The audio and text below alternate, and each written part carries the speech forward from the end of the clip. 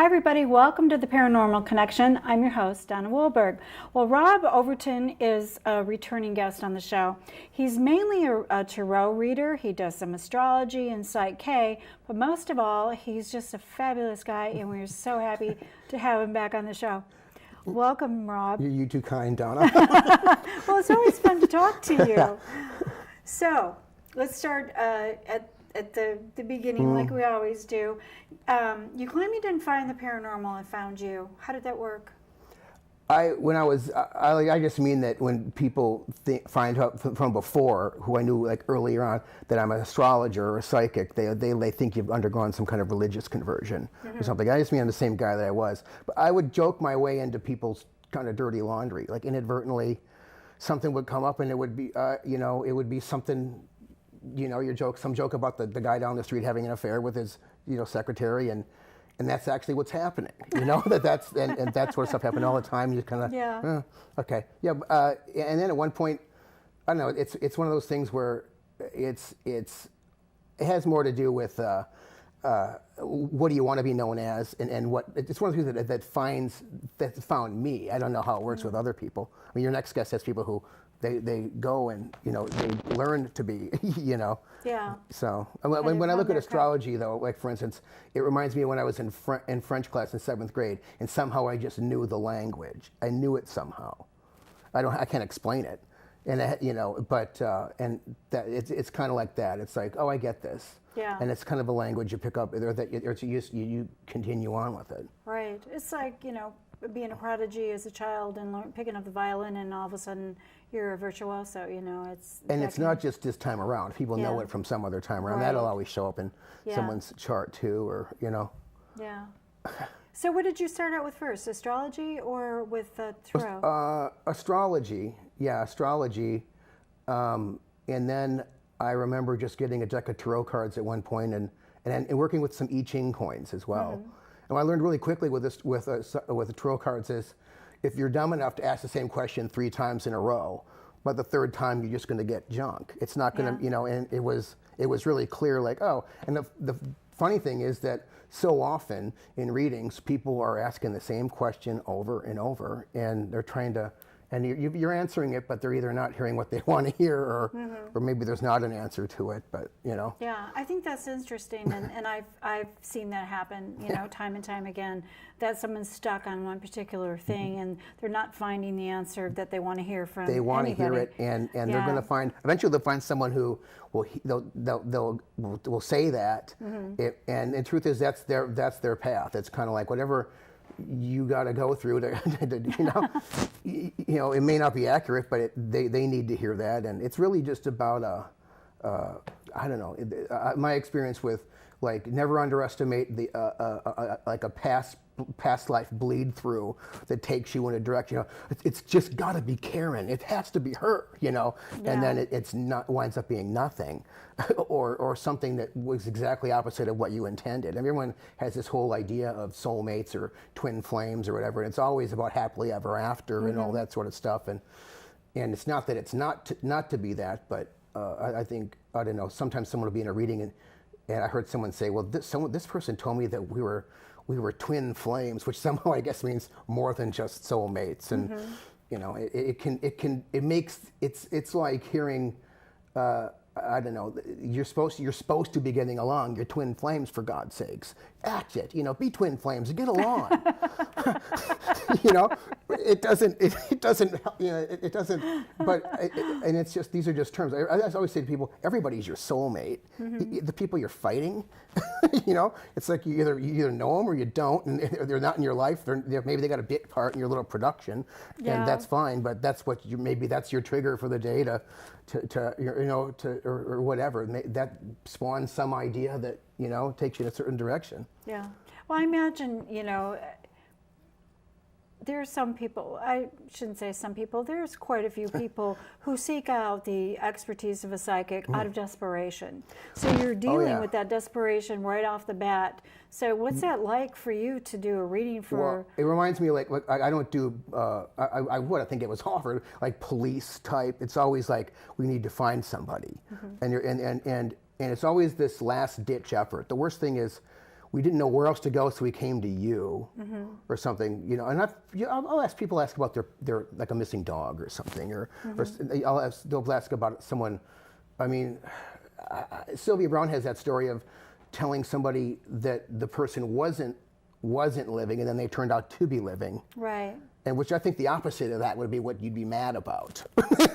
You know, not the I mean, she's living and she's over there, or Channel 13 got sandbagged by someone coming in and just saying, well, where is he? What happened to him? You know, but the way the questions put is that, well, he's no longer living. It's like, what I mean is that the person asking the sandbagging questions, they're coming from a place not exactly of integrity. Yeah. They're trying to, and there's nothing wrong with, like, you're supposed to say, well, you know that something's off about it, and but at the same time, it's one of those things that, how do you deal with that? Yeah.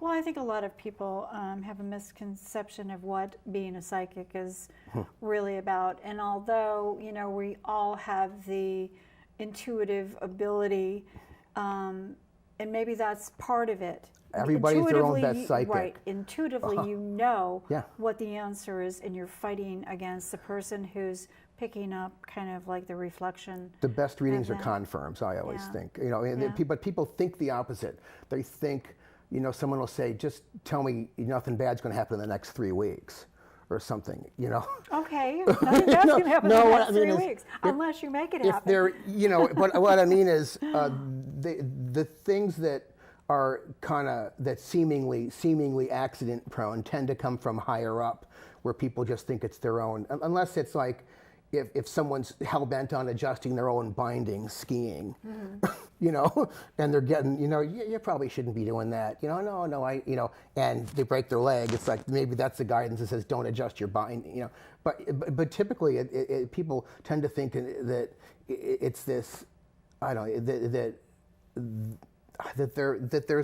that somehow you know, astrology or going to a reader or something is some sort of answer that can help you navigate, and it is.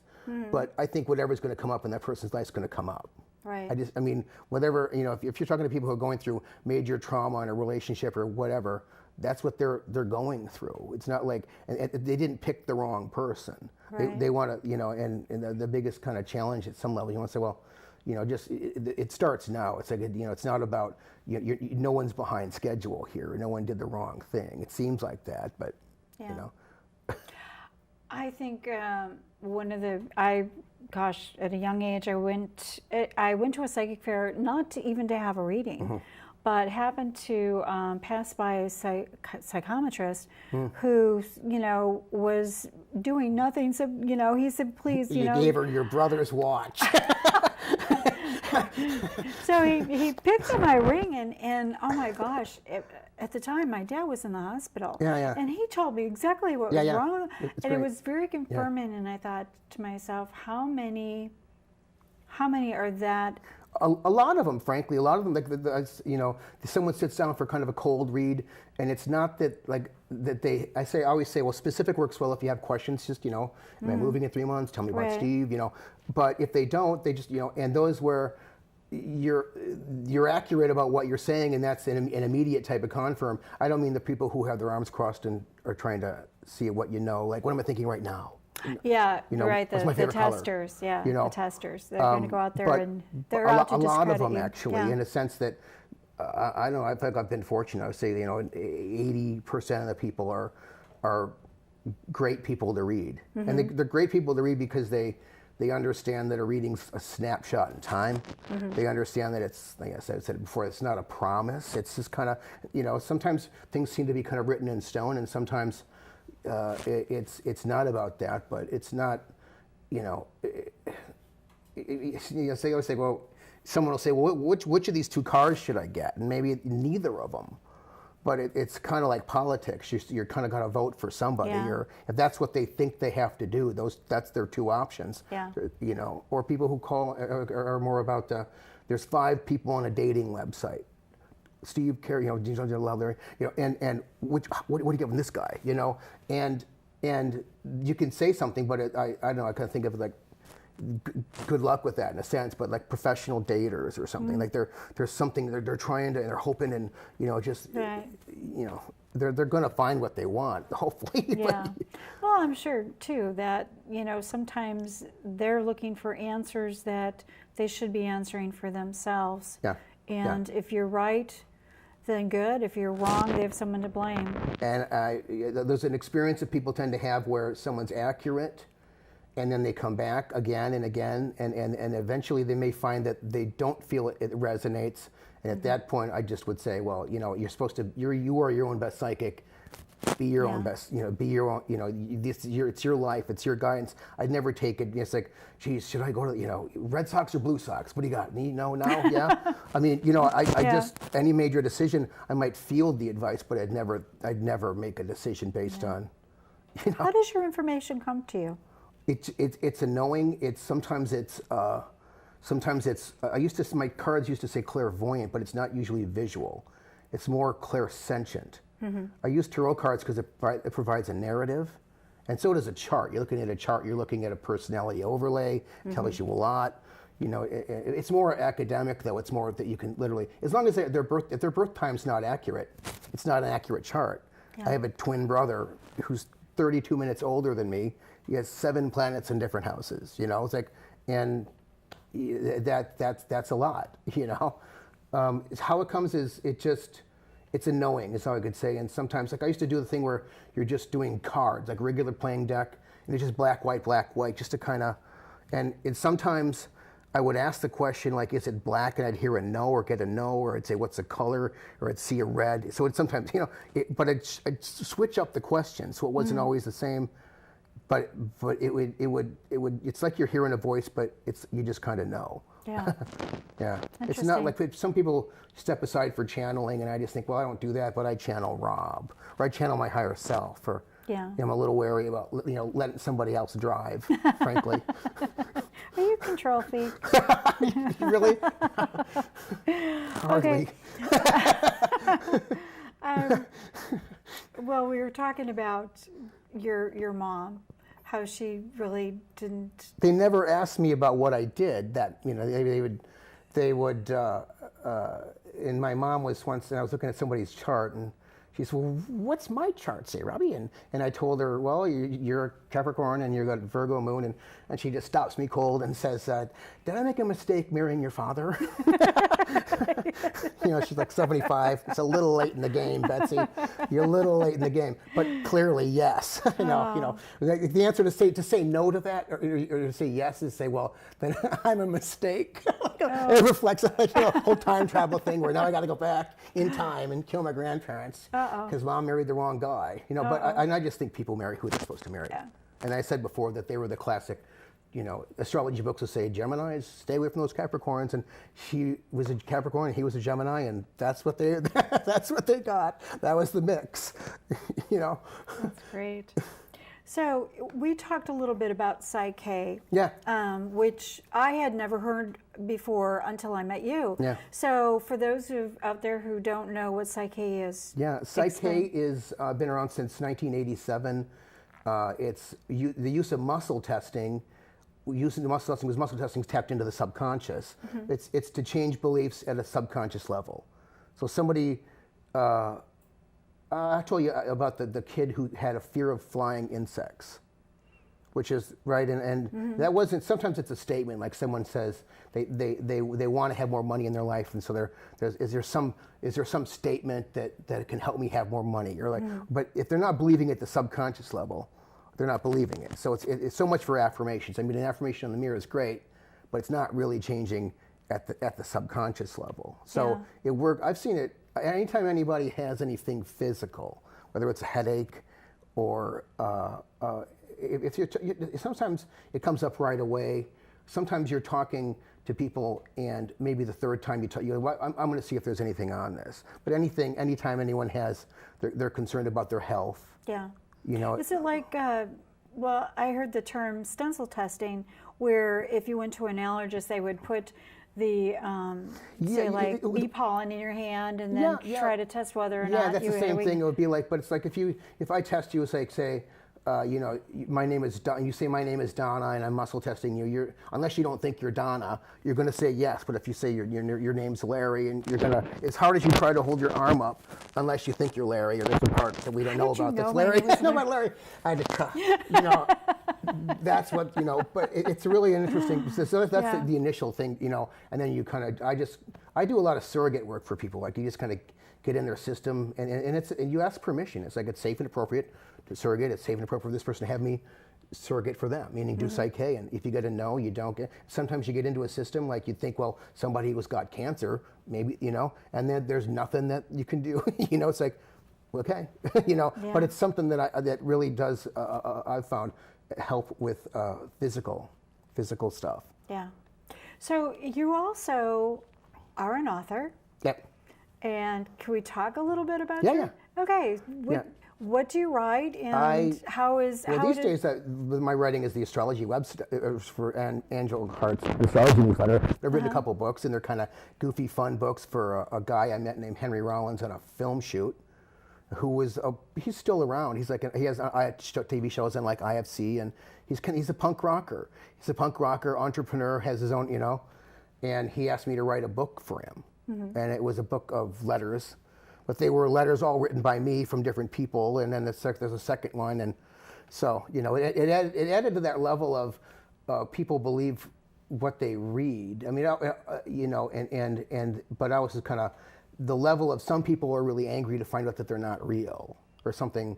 And I thought, well, it's a book, and there's a narrative that goes through. There's some people that write more, and there's a story arc, It's a fun that's what I do, and I read scripts for a friend, and anyway, it's always about some writing project or something you're doing, So does your gifts, your intuitive gifts, kind of, do they get incorporated into your? I'll tell you how intuitive. I was working for these people it was a documentary, Europeans in Hollywood, like 15 years ago, which is like saying, I don't know, Hispanic people in Southern California. It's a grand, there's tons of Europeans, and it goes back, and they give me these questions like, did Rudolph Valentino, did he arrive in the country first class or third class steerage, and I would go and I remember one time walking and I just pulled the book off a shelf because, it's a Howard Hughes book, and it had the answer. It had nothing to do with Howard Hughes, but and you open literally up, here's Rudolph Valentino, is a, that happened all the time. Like that you're looking for something and it's, there it is right there. Right. That sort of, the writing I don't think about, like I never think, I'm faced with a blank page. I just think it's either there or it's not. It's a process. And sometimes you've got like a sentence and it's missing a beat, and the word begins with an L or a B or something. It has two syllables. And then it comes to you. But like some of the stuff, like the letters, for instance, would just appear like as in a form, And anyway, so yeah, it's a process that. As a result of it, it's nice to be able to trust that creative process and not beat yourself up. I mean, the first time I was working on something for 2 weeks, and then 11 months went by, and I thought, well, I maybe won't finish this, and I worked on it for 2 more weeks, and then after another 11 months, I finished it in 2 weeks. But I didn't, I looked back in the math, and that's really weird. But I didn't, it's not like you plan on that. I'm going to set aside 2 weeks in February. I think that's a good thing. It's not, it's just kind of whatever it is, Yeah. So where is your path taking you? I'll always do readings, always. I don't ever see, I don't think, I'm going to retire. I can never think, I got to retire. I think people who retire, I don't know. It makes me nervous. Like, like as soon as I get out of the army, and then like 6 months later, they're gone. I got my pension. But and you're always a writer. You never stop. I mean, you just and I like what I do. And it's fun and I don't know. I have a lighter attitude toward life. Sometimes people they'll kind of be in kind of a mopey space, and you're kind of thinking, well, this would be a lot more interesting if you made it, entertaining. But That's the therapist you want to go to. Oh, for God's sakes. Just pick, is there anything else you can tell me just anything? Really? Oh, you're too funny. Oh, well, my question for you, this is kind of contradictory to what you're talking about. Yeah. Do you feel that there's a percentage of information given in a reading that should be taken to heart? You mean taken with a grain of salt? Yeah, that's what I meant, Rob. Here's the thing. I think what the reading's about isn't what people think the reading's about. Like sometimes there's details. Everybody has, it's always the details people seem to remember from readings are the weird details, like some crazy lady on Venice Beach grabbing their arm and saying, "You'll live to see 79." And it wasn't that they said you'll live to you'll live to see it. And maybe the rest of the sentence is 79, 84, and 96, but you didn't hear that part of the sentence. Yeah. Maybe the 79 is a street sign. Maybe it's a number on a highway sign. I just think that people are going to hear what they're going to hear. They're going to hear what they're going to hear. It's interesting for them to play a tape if there's an audio of it, and then hear something 3 times later or 3 years later, that kind of thing. Yeah. It's what you're going to hear what you're going to hear, but also often what people think. They think it's about the details, but I think it's more interestingly about kind of an alignment. Yeah. An alignment, it's not like, oh, they feel better after the reading. I always, the layperson may say, well, nothing you told them's happened yet. Your life's going to be totally fine. Go see it, but it's not that. It's about getting people in the moment and saying, in the highest here and then now. That's the highest timeline you're creating. Yeah. The job for the lower mind at this point is to redirect it when it goes down that negative kind of path. As Pollyanna as that seems, it's like, but I don't want to hang around too many negative people necessarily, I don't blame you. Well, speaking of time and negative minds, we're not going to make it. Can you give everybody your information? Yeah. With no website. Rob Overton, my phone number, 916-943-6162. And my email address since 1994, rkoverton@aol.com. So, and I do an astrology newsletter for Anne every month. So, and March this month, huge month. So, yeah, astrologically and everything, yeah. Well, I'm going to give our information, and then you can talk about March real quickly. Okay, let's hear a little bit about the Paranormal Connection. The Paranormal Connection airs the first and third Thursday at 9:30 p.m. Pacific Standard Time. Our companion show, Story Connection, airs the second and fourth Thursdays of each month. Each episode repeats the following Friday at 1:30 p.m. and Saturday at 5:30 a.m. Watch these programs online at the same air times by going to accesssacramento.org and clicking Watch 17. In the Sacramento region, you can see us on Comcast Channel 17 and on AT&T Channel 99. You can find previously aired shows on the Paranormal Connection YouTube channel. For information on upcoming shows and previous Paranormal Connection guests, go to paranormalconnectiontv.blogspot.com. You can contact us at paranormalconnectiontv@gmail.com. And don't forget, find us on Facebook, become a friend, and become a fan. Rob, you're amazing. Okay, you did send out the newsletter, and there is some stuff going on in March. Do you want to give a little? I'll say this: there's a cycle that with Uranus and Pluto. Uranus is about kind of like quick change or sweeping generational change, but it seems to happen fast with Pluto. That's not unlike the 1960s. And it just ended today. Today's the last hit of these 7 squares in 3 years, and it's a big deal. It's like, okay, we're done with this now. You can move forward. It's like every time it would happen, like something it's not like weird's not going to happen. It's just that it's like riding out a storm or a shift. Mm-hmm. And then it's also next Friday is a solar eclipse on the Spring Equinox, which is a big deal. It's a good time to manifest, like what do you want? But I'm also finding that people who have had, and it seems to me 2014 was a crappy year across the board. It's really challenging. 2015 will be different. Yeah. It has to do with people if they're on their path or are they done their work or. Yeah. Well, we can reference the date to March 16th. Yeah. So the show is not going to air until Okay. after that. So people can look back and say, God, he was right. So, yeah. Well, that's good to know. You know, for those people I have a who joke had about really- astrology. I think astrology is important, but I don't let it rule my chart. Right? What I mean is, people tend to say, well, oh, the stars are in a sign. I can't go out. It's Mercury retrograde. And, you know, I'm not saying I wouldn't buy a car during Mercury retrograde. You know, maybe your stove breaks down and you got to get in that. But there's nothing that's. It's all about free will, and it's not about, you know. It's about the guidance. Like, is today a good day to do this? But it's never that it's not because, today's a two of spades day. I can't do that, you know. But I know people who they think they found some kind of secret of life that, you know.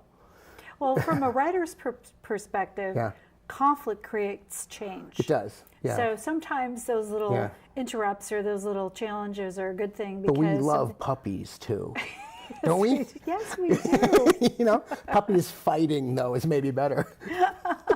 Playfully. Yeah, that's the Playfully good news. fighting. That they're just puppies. They're not really going to get hurt. It's nothing dangerous. There you go. Yeah, tomorrow's another day, Yeah. right? Yeah, yeah. So if you don't like this one, you know, either you can change it or wait till tomorrow. So it's always a pleasure talking to good you. to be You're so here. much fun, and I hope people will get in touch with you and get Yeah, reading. yeah. I guarantee you it'll be fun.